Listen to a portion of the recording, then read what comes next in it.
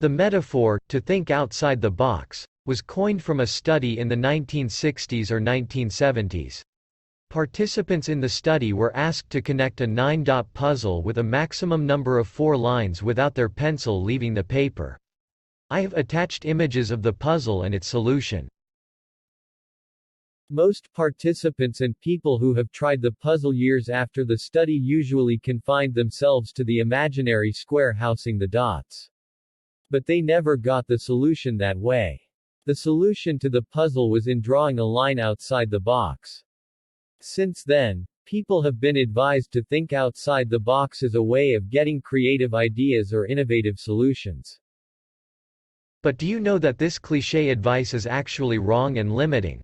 It is an ironic advice, and here's why. The original puzzle never had a box. The dots were arranged with no boundaries.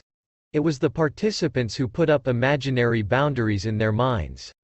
This means asking people to think outside the box validates the presence of a box, even when there's no box. The human mind is like water.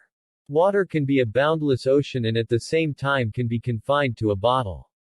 Once we tell people to think outside the box, the mind immediately installs a box and tries to break free from it.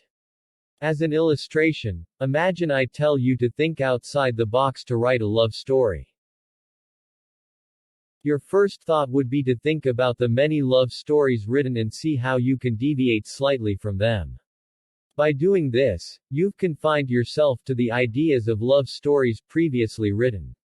You may not have done this if I had said, "Hey, write me a love story." Get creative with it. The human mind wasn't designed to think in boxes. If it was, we may never have seen some of the greatest inventions of humankind or read some of the greatest stories ever told.